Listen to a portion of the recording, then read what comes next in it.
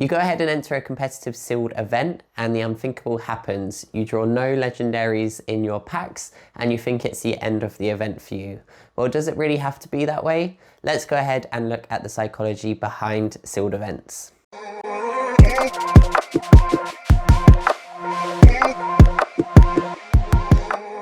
Welcome back to TCG Psychology, the channel where we turn psychological insights into competitive advantages.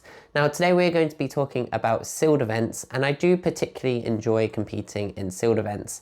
Now the problem with competitive sealed events is it's no longer on that casual front where if you don't get good cards from your packs, it's not the end of the world, it's fun to just be part of that experience.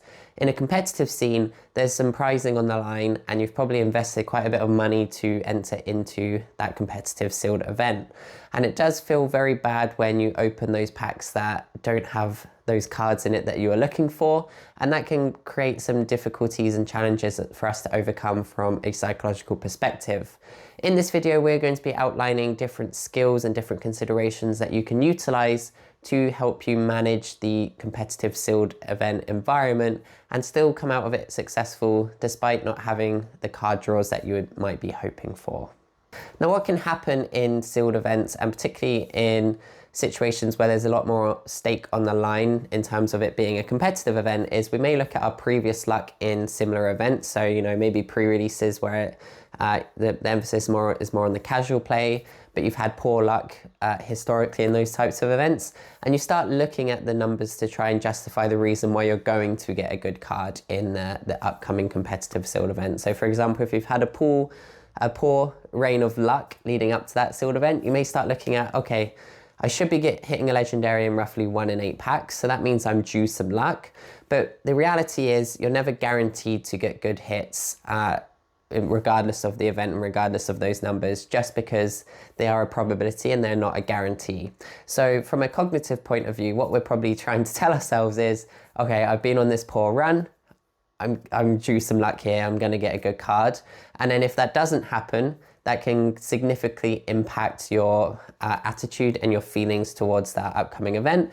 And that's going to take away from your ability to be competitive in that sealed event itself, because you're too busy worrying about that you haven't hit the odds that you should be hitting based on what the pack rates say you should be. Another thing to consider is when you're actually opening them packs themselves, you're going to be your attention is going to be drawn towards, oh, this next pack I should be hitting that card. You start focusing so much on that legendary that might come in that next pack that you don't actually take the time to look through the cards that you're opening to start looking for those synergies early on to most effectively use your time. And what that can do is once you get to that last pack, and then you're so focused on trying to open that legendary in that last pack and it doesn't happen, then that can crash the whole event just in that moment there, because you haven't effectively used your time to start constructing your deck. And you're so focused on the fact that you haven't pulled a legendary that emotionally you're going to be angry, frustrated, however you experience those feelings towards that situation, that when it comes to trying to make those decisions in the time you have left to deck build, it's going to be taking some of your attention away from that and make that very difficult for you. Now, on the other side of that, you may have the opposite problem happen, and it could be that you draw a really, really strong card. However, it's not in the colors that line up with the rest of the cards that you've opened in those packs. And it can be tempting to just go ahead and try and make it work around that card. But what you need to remember is this is a competitive event, and different card games are going to have different rules around deck building in these sorts of events. So make sure that you're familiar with, obviously, the card game that you're playing. But it may be the best option not to use that strong card that you've opened if you cannot build a good deck around it.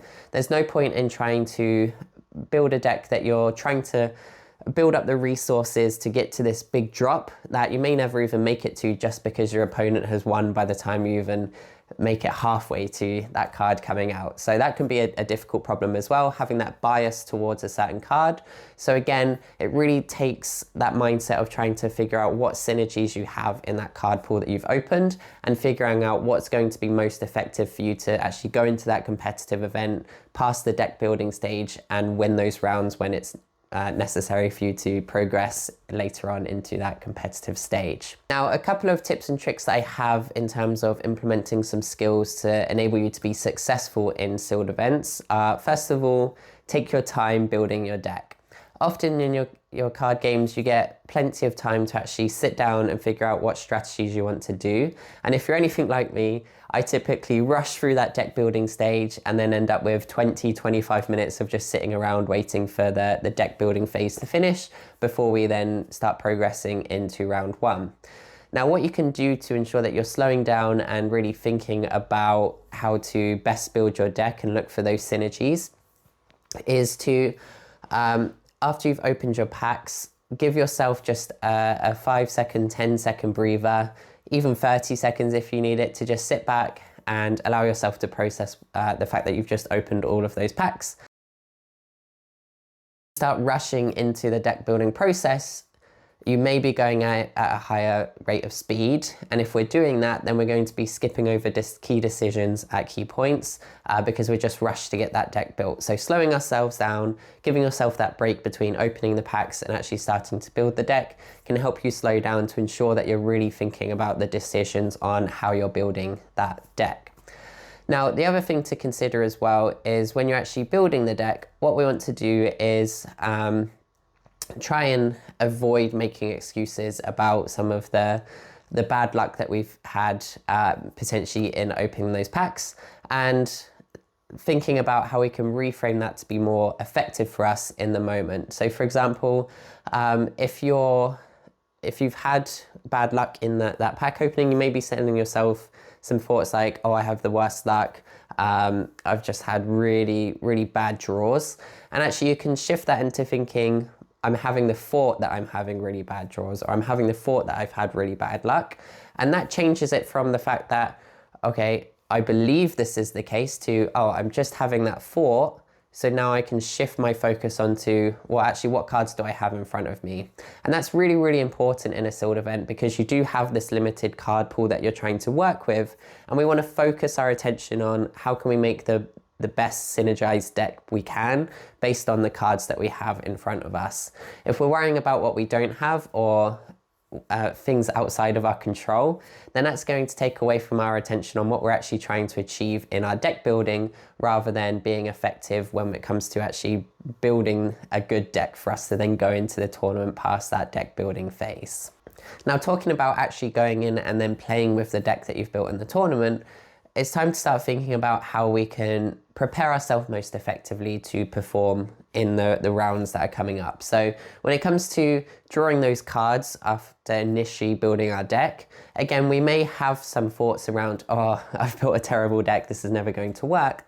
But actually, we can, again, shift that thinking to be more productive. Now remember, in a sealed event, everyone is working from the same conditions that we've opened packs. We don't know what we're going to get going into that, and we have to build a deck based on the cards that we draw. So most people are in the same boat in terms of, okay, I'm not working with the best cards in the set, but I'm trying to build something that's going to be effective when it actually comes to competing.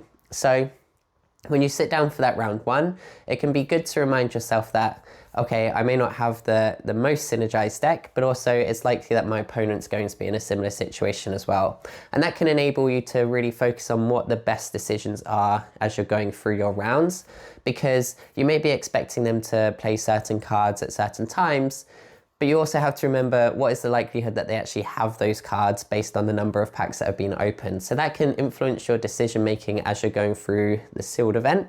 Now, this is where it comes really important in terms of the best of three to really focus on what cards your opponent is playing in that first game.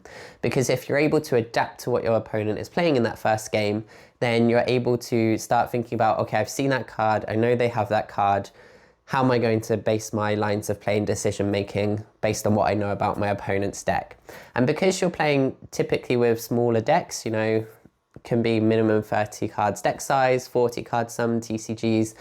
Again, it depends on the TCG that you're playing, but in the space of a couple of games, you're probably going to see most of the cards from that deck. So if it goes 1-1, for instance, and you're going into game 3, then again, you have a good amount of knowledge about what cards your opponent potentially has.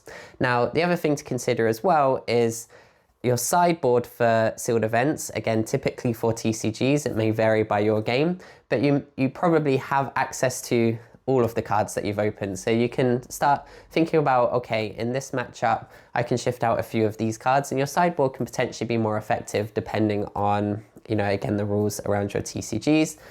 But this is where you need to start having those thoughts about what do I have, does my opponent have, so that you can be more effective in that decision making in terms of what cards we're sideboarding in and out.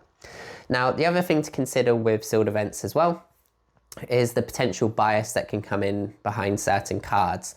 Now, you may have cards that you use in your constructed deck that you're particularly fond of, and you see that you open it within the sealed event itself. Now, what that can do is cause you some issues around bias, because you're like, oh, that card is so great in my constructed deck that it just has to be included into my sealed deck. And that can also cause you problems, just like if you open that really great card there and you want to try and build the deck around that great card, but you don't necessarily have that card. Again, the bias around this particular card that you're fond of can come in terms of, do you actually have the synergy that works with that card? Are you able to use it effectively in your sealed deck?